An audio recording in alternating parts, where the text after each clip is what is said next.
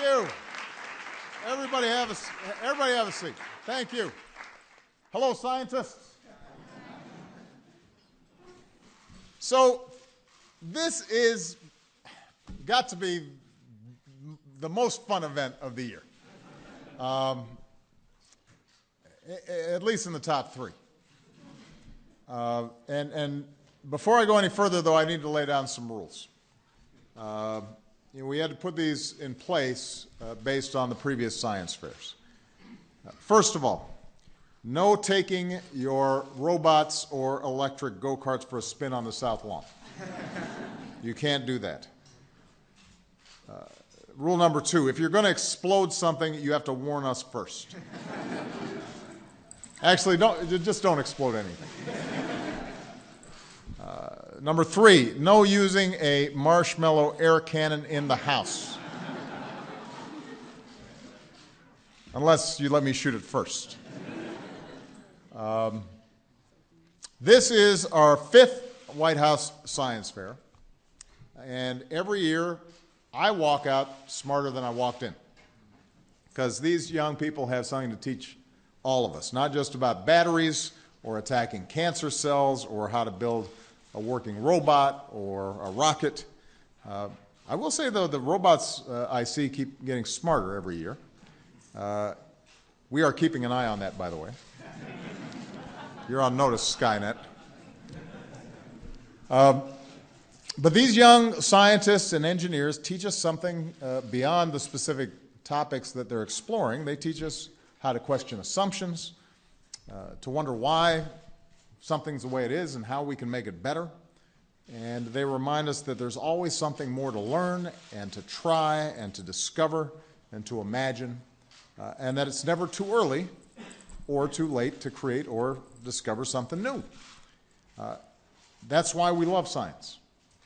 It's more than a school subject or the periodic table or the properties of waves.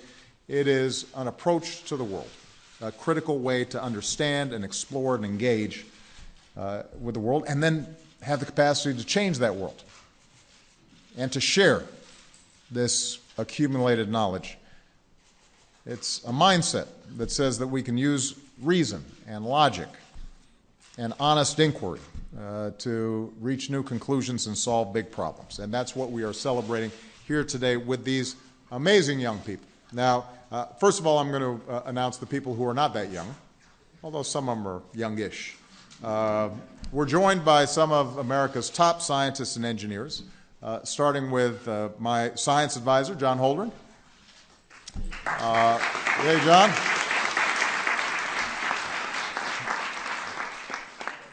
The director of the National Institute of Health, Francis Collins, is here. The head of our patent and trademark office, so young people, if you've got something fancy, talk to Michelle Lee right here. She's ready to sign you up. The acting director of the U.S. Geological Survey, Suzette Kimball, is here. And somebody who has one of the coolest jobs in town, the head of NASA, Charles Bolden, is here. Where's Charlie?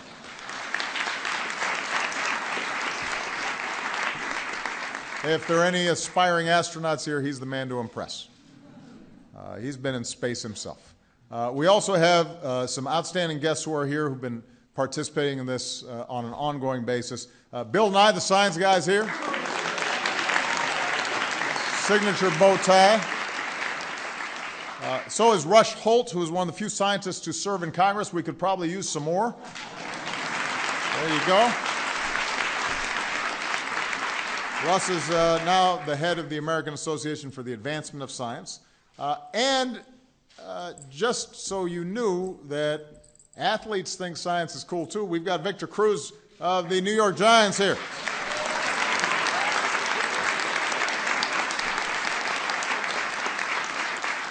He is a big fan of science, and he has to be as all-pro wide receiver. He's got to figure out trajectories and angles and velocities and the physics of doing the salsa.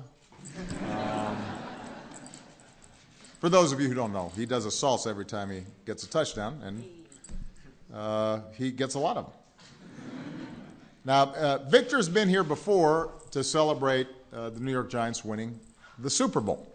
But as I've said many times before, we've got to celebrate the winners of our science fairs as much as we celebrate the winners of football or basketball or other athletic competitions. Because young scientists, mathematicians, engineers, they're critical to our future. You guys are the ones who are going to define the contours of the 21st century. And I just had a chance to meet some of these young people, and I fired a lot of questions at them. And they know their stuff. It is unbelievable what so many of these young people have accomplished at such an early age. And I wish I could talk about every single one of them because all of them were extraordinarily impressive. But I want to leave enough time for everybody else to explore some of their exhibits. John Holdren probably wants me to get some of their resumes in case we're hiring. But let me just mention a few of the young people that I had a chance to talk to give you a sense of the scope and depth and quality of the work that they're doing. So first of all, we've got Sofia Sanchez Maez, who's here from Las Cruces, New Mexico. Where's Sofia? I just talked to her. Did she get in? There she is, right there.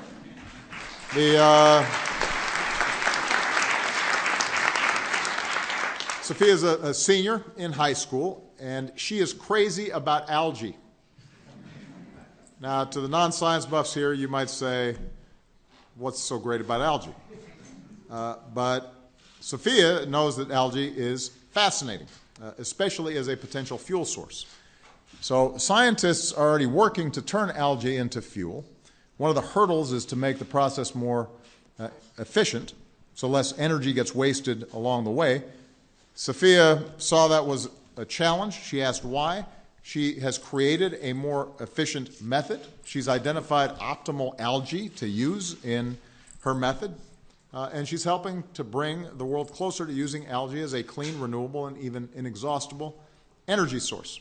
And it's already being tested in her hometown, the process that she's developing. It is amazing, so let's give Sophia a big round of applause.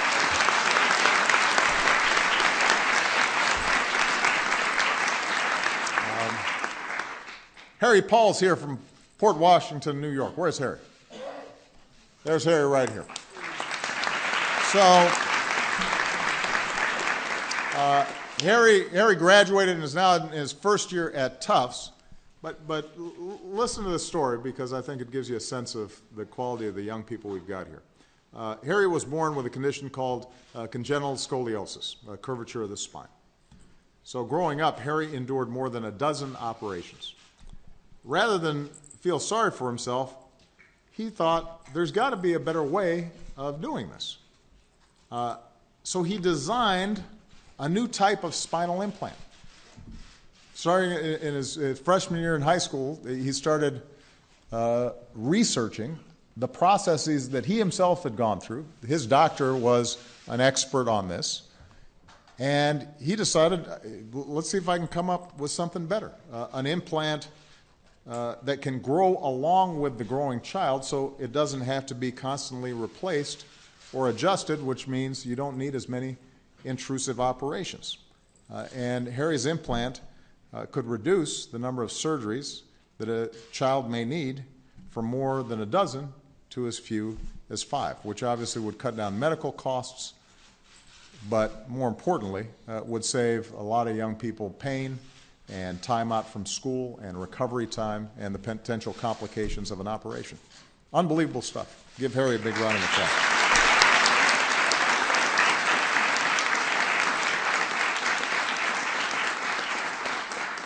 So Nikhil Bahari is here from Pennsylvania. Where's Nikhil? There's Nikhil. He's a freshman, right, in high school, interested in how we can better protect ourselves against hackers and data thieves online. So scientists are already using biometrics to prove that each of us walk in our own distinct ways. And Nikhil wondered, what if we each type in distinctive ways? So he collected all kinds of data about how a person types, their speed, how often they pause, how much pressure they use, built a special keyboard to test it, and he proved that his hypothesis was correct. That even if somebody knows your password, they don't necessarily punch it in exactly the way you do. And he asked why and made discoveries that now could keep our online accounts more secure. So in the future, if keystroke-based authentication keeps your siblings from breaking into your Facebook account or your Instagram account, you will know who to thank. It will be Nikhil. Congratulations.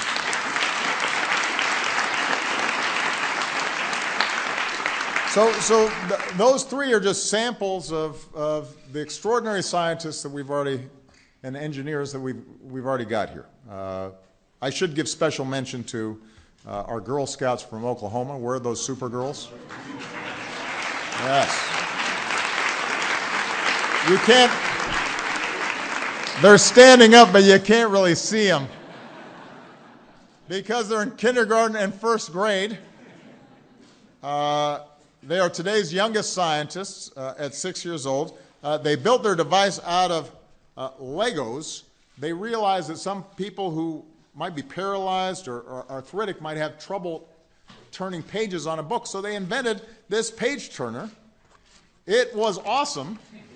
It was working so well, despite the fact, as they pointed out, this is a quote, they said, "This is just a prototype." That's what they said. So, well, this is just I said, well, how'd you come up with the idea? They said, well, we had a brainstorming session. And then one of them asked, Mr. President, have you had brainstorming sessions? I said, yeah, but I didn't come up with something as cool as this. The automatic page turner. Unbelievable. Ruchi Pandya, where's Ruchi? There's Ruchi. Found a way to use a single... Ruchi found a way to use a single drop of blood to test a person's heart function, much like a person with diabetes tests their blood sugar. Anvita Gupta, where's Anvita? There she is. Used artificial intelligence and biochemistry to identify potential treatments for cancer, tuberculosis, Ebola. What she's done is she's developed an algorithm that could potentially significantly speed up the process of finding drugs that might work against these diseases. Something smells like it's burning there.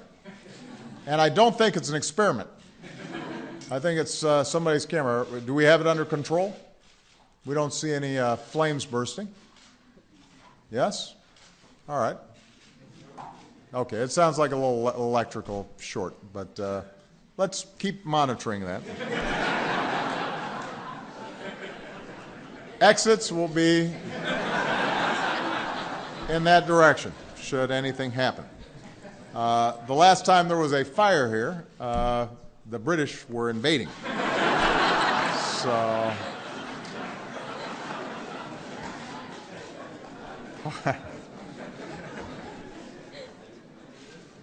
But Anvita's algorithm has the potential of speeding up pathways to discovering what drugs would work on what diseases, and is consistent with some of the work that we announced around precision medicine that we are funding at a significant pace here at the White House. Now, I should point out that, like several of the young people here, Anvita and Ruchi are first-generation Americans. Their parents came here in part so that kids could develop their talents and make a difference in the world, and we're really glad they did. So I want to congratulate all of you for your remarkable achievements. You've made a lot of people proud, your parents, your teachers, your friends, your mentors, and as president, I'm proud of you, because America is going to be stronger and smarter and healthier and a much more interesting place because of you. But it's not enough for our country just to be proud of you. We've also got to support you. We've got to make sure that young people like you are going to keep on having what you need to discover and experiment and to innovate. So I've got 3 announcements to make that really were already kind of in the works before I met you guys, but but it's a pretty good occasion to announce them because you're so inspiring. First, 4 years ago, I set a national goal to provide 98% of Americans with high-speed wireless internet so that any young scientist or entrepreneur could access the world's information. Today, I can announce that we have achieved that goal, and we did it ahead of schedule. That's a big deal.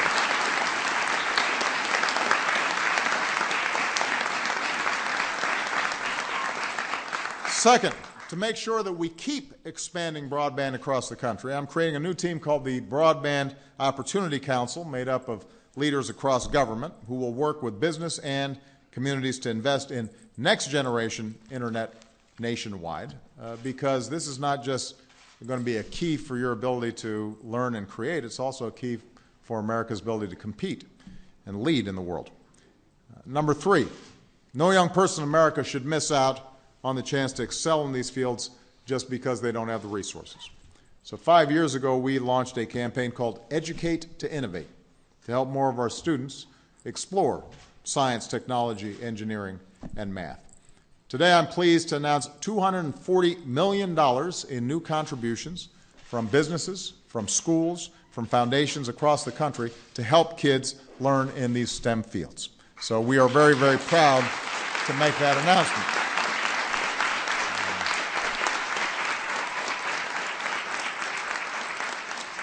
Corporations have pledged to help expand high-quality science and technology education to more than 1.5 million students. More than 120 universities have pledged to help train 20,000 new engineers to tackle the toughest challenges of this century. Foundations like the Howard Hughes Medical Institute and the Gates Foundation and the Simons Foundation will support scientists earlier in their careers with mentoring and funding. And all told, these new commitments bring our grand total up to $1 billion in commitments to our kids since we first got this initiative started 5 years ago. And I was talking to some of the folks who are helping to finance our efforts, and one of the things that they've discovered is that it's not enough just to talk about STEM. Part of what's important to do is also to recognize that what you do in math and engineering and science has a purpose to it, that there are huge challenges that we have to solve in how we have clean energy and how do we clean up our environment and how do we solve crippling diseases like Parkinson's or Alzheimer's. And when we give students the inspiration, not just that math and science are inherently interesting and technology and engineering are inherently interesting, but there's actual problems to solve, it turns out that young people, they rise to the challenge. And that's what's so exciting about it. We don't want to just increase the number of American students in STEM. We want to make sure everybody's involved. We want to increase the diversity of STEM programs as well. And that's been a theme of this science fair. We get the most out of all our nation's talent, and that means reaching out to boys and girls, men and women, of all races, all backgrounds. Science is for all of us. And we want our classrooms and labs and workplaces and media to reflect that. And this is something that Megan Smith, our Chief Technology Officer, is really keen about. Part of the problem is we don't tell the stories enough of the incredible scientists and inventors along the way who were women or people of color.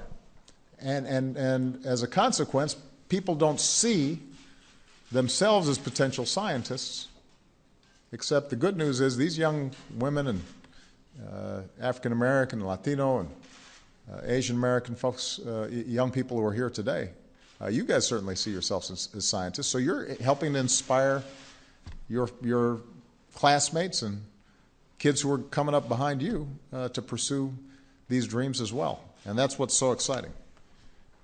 Because the United States has always been a place that loves science. We've always been obsessed with tinkering and discovering and inventing and pushing the very boundaries of what's possible. That's who we are. It's in our DNA. Technological discovery helped us become the world's greatest economic power. Scientific and medical breakthroughs helped us become the greatest source of hope around the world. And that's not just our past, that's also our future. because of amazing young people like this. So I want to thank you for inspiring me. You got me off to a good start today. Keep exploring, keep dreaming, keep asking why. Don't settle for what you already know. Never stop believing in the power of your ideas, your imagination, your hard work to change the world.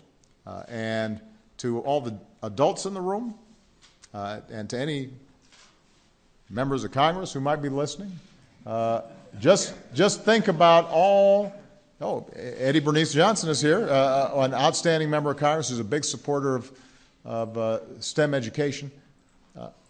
Just remember all these young people to continue to pursue the research that might bring about a new clean energy source or might cure a disease. A lot of them are going to need the capacity to get research positions and fellowships and grants. And that, particularly when it comes to basic research, has typically been funded by the federal government. And my federal budget promotes a significant increase in the kinds of research that needs to happen. Unfortunately, some of the budgets coming out of Congress don't make those same commitments. So it's not enough for us to just lift up young people and say, great job, way to go. You also have to have labs to go to, and you've got to be able to support yourself while you're doing this amazing research. And that involves us as a society making the kind of investments that are going to be necessary for us to continue to innovate for many, many years to come. So congratulations. Give all these young people a big round of applause. Go take a look at their outstanding stuff. It's really great.